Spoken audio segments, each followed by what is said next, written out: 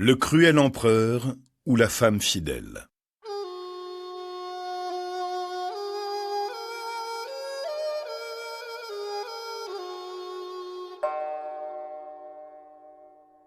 La famille Meng planta un jour une courge le long du mur de son jardin.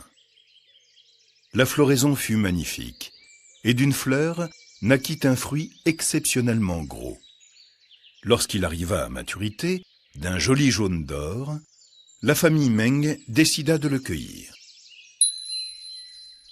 Mais en coupant le fruit, quelle ne fut pas la surprise des Meng de trouver en son cœur une adorable petite fille.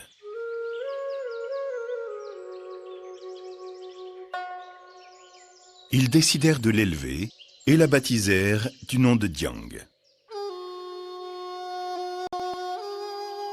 Les Meng vivaient sous le règne de l'empereur Shiwang, célèbre pour son injustice et sa cruauté.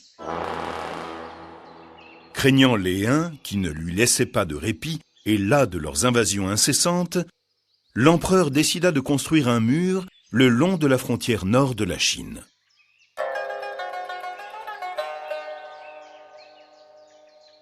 Hélas, les architectes n'étaient guère brillants, et à peine avait-on terminé une partie du mur qu'une autre s'écroulait. Les années passaient, et le mur n'était toujours pas terminé. Un jour, un sage du royaume vint trouver l'empereur, et après s'être incliné respectueusement devant lui, il dit « Sire, on ne peut construire un mur devant s'étendre sur 10 000 lieues de longueur, sauf si dans chaque bloc d'une lieue, on enferme un homme.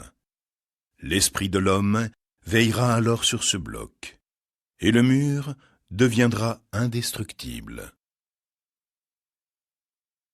L'empereur, qui ne se souciait guère de son peuple, trouva l'idée excellente et décida de la mettre en œuvre immédiatement.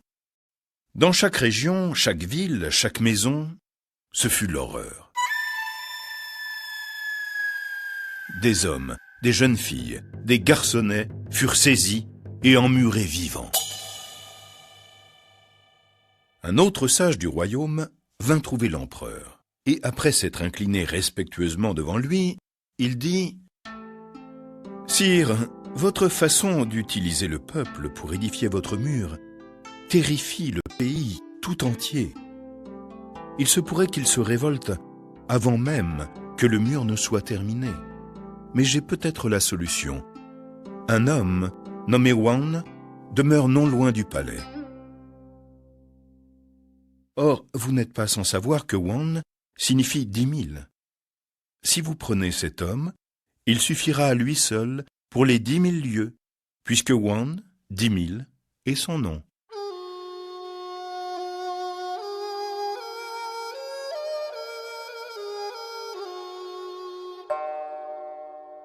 L'empereur se réjouit de cette sage parole et ordonna d'aller chercher ce Wan et de le conduire au mur. Prévenu par des amis, le jeune homme prit la fuite.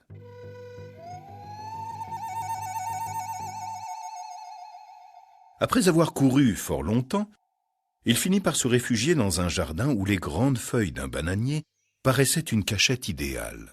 Or, ce jardin n'était autre que celui des Meng.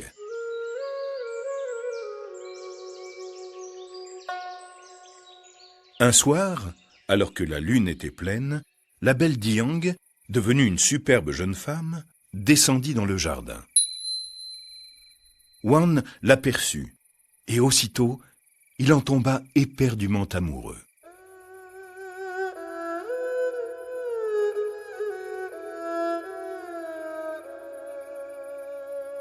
Il descendit de sa cachette et lui demanda de devenir sa femme. Jiang accepta, et ils se marièrent.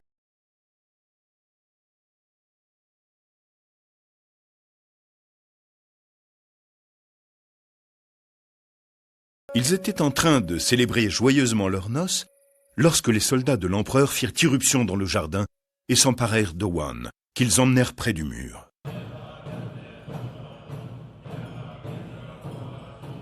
Restée seule, Jiang Meng était profondément malheureuse. Même si son union avait été de très courte durée, elle pensait à son époux avec nostalgie et sentait au fond de son cœur un amour sincère, véritable et immense. Désespérée, elle décida de partir à la recherche du corps de son mari.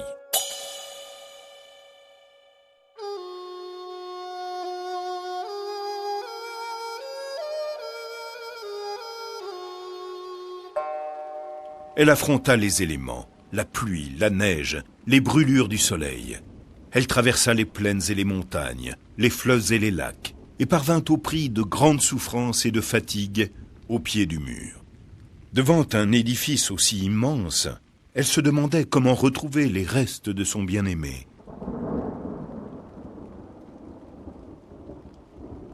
Découragée, elle s'assit sur une pierre et se mit à pleurer.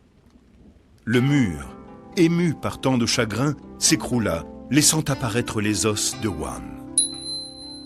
L'empereur ne fut pas long à apprendre l'histoire de la femme qui avait cherché son époux par monts et par vaux, ainsi que l'effondrement de son mur.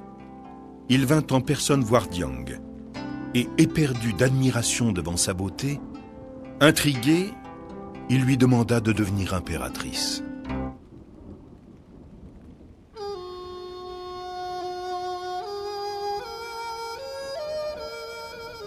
Diang savait qu'elle ne pouvait résister à la volonté de l'empereur.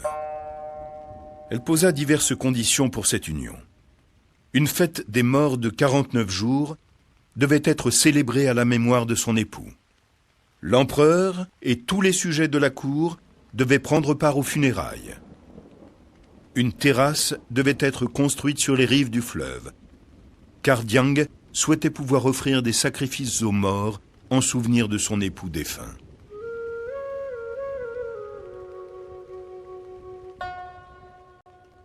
L'empereur accéda à toutes ces demandes, tant il était désireux qu'elle devienne son épouse. Lorsque la terrasse fut prête, Diang y monta, et à la stupéfaction de tous, maudit à haute voix l'empereur Shiwang d'avoir été si cruel et si injuste. L'empereur contint sa colère et ne dit rien. Les sujets qui entendaient ces paroles étaient sidérés, mais au fond d'eux, ils approuvaient les propos de la jeune femme. Lorsqu'elle eut terminé sa tirade, Diang plongea du haut de la terrasse dans le fleuve. L'empereur entra alors dans une terrible colère, ordonnant à ses soldats de repêcher son corps et de le couper en petits morceaux. Les soldats s'exécutèrent immédiatement. Mais tous les morceaux se transformèrent en poissons d'or. Et c'est à travers eux que l'âme de la fidèle Diang continue à vivre pour toujours.